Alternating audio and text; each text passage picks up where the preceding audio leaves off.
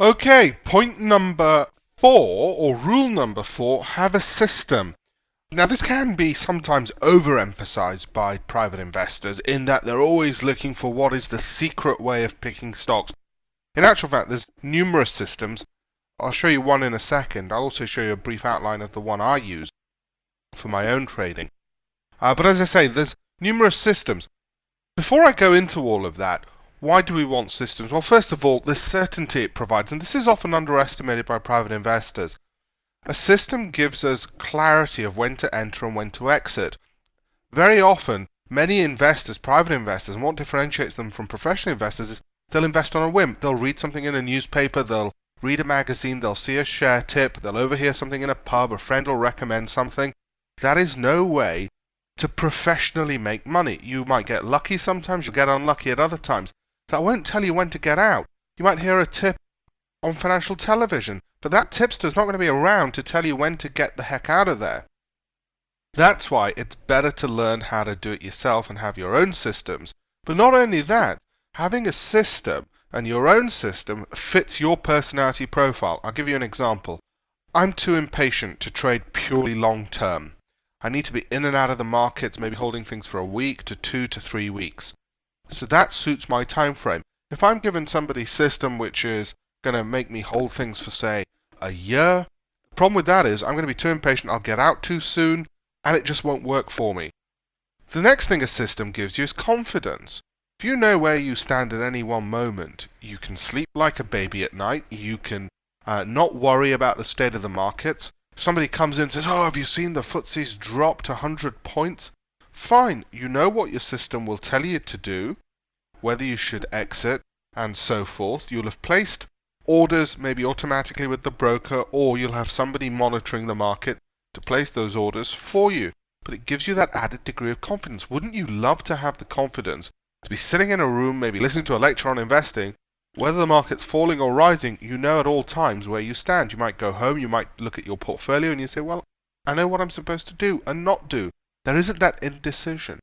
And turning to that, no indecision factor. Again, peace of mind, clarity, and dare I say it, almost happiness. I know it sounds very odd, but it is the case.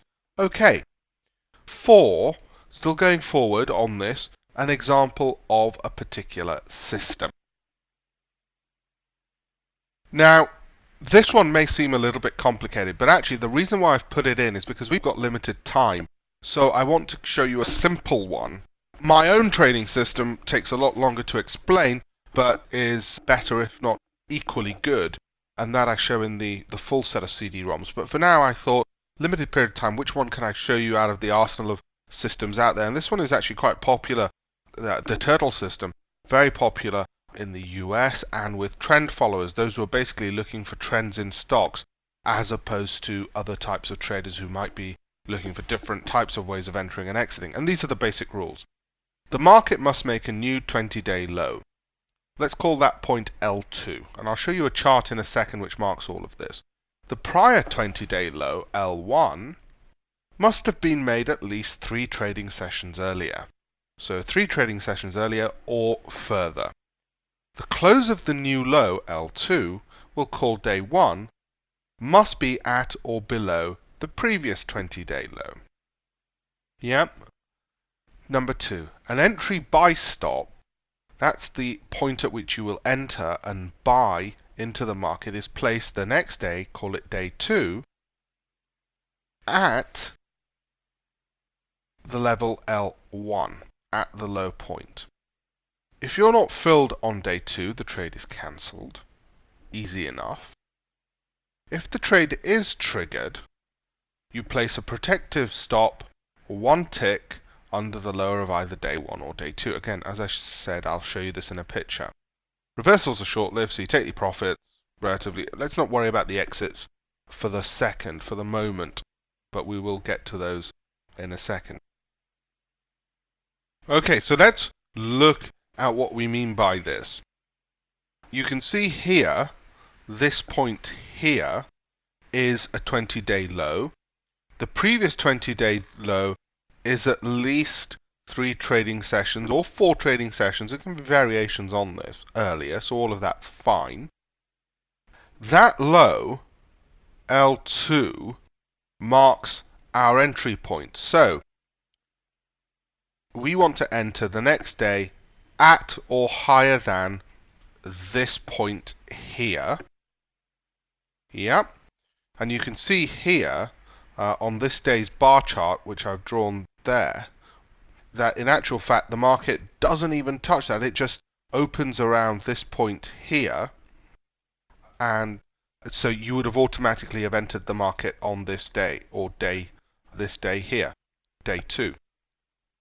Yep, because it's above the entry point, which is here.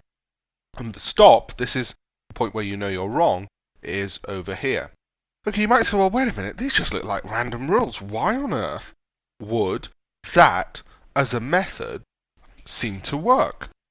And the reason it works is this. If I can just very briefly, in the short period of time we've got, explain it.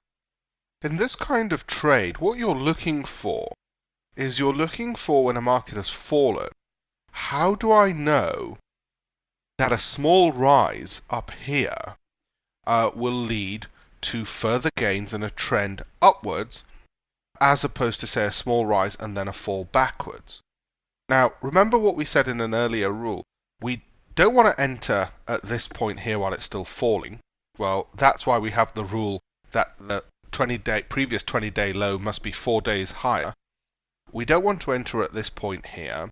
Equally, how do we know then that this turnaround is going to go higher and not lower? Well, one way is we put a stop here. So if it does start going higher, and let's say we entered here, and then all of a sudden drop off, well, that's fine. We've got a protective stop, and we get out of there. So we don't know for sure, but we get out pretty quickly. Equally, how do we know that this rise is one where the probabilities in our favor it's going to increase? Well, through some testing, we discovered that if you enter at this point here, the higher of the two lows over there, then it's likely that it's going to continue on the upward trend. Now, there's a lot more I could say about this. Time is limited, so I won't go in more. But I just wanted to show you a relatively simple system. Now, don't forget, you can pause this by placing the spacebar, go back over the rules again. It's because systems give us clarity that we created, and I get a lot of emails about trading systems. Remember, it's part of the 3Ms. And apparently from trend follow swing traders who want to trade for maybe a week to 3 weeks to a month, and those who want to follow long-term trends and spread bettors and CFDs, we created a whole lot of sets which actually go through actual trade examples.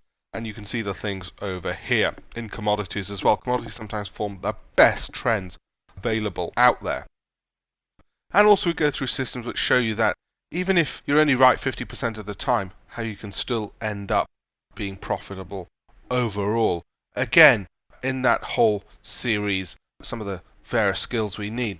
One key question which always comes up from private investors is the issue of being whipsawed. My stops are too tight, but if I put them further out, I lose money. What's the solution to this? Now, what I mean by that is somebody enters, let's say a position's been going like this, they enter at this point here, they put a stop loss here, and bang, it gets hit, and then the stop moves higher. They put the stop loss further out, and what seems to happen is it just keeps going lower and lower, and they lose more money, as opposed to capturing that trade. Well, what's the answer? And again, it's one of the things we create there. I know I'm having to run through this quickly, but because there's a lot of rules that in fact we need to get through. And again, to that end, more detail of some of the issues. How do we get into these trends? Why we shouldn't worry if we're missing the first few points when a trend is about to start. A lot of people worry about trying to pick the bottom, trying to get the absolute bottom and the absolute top.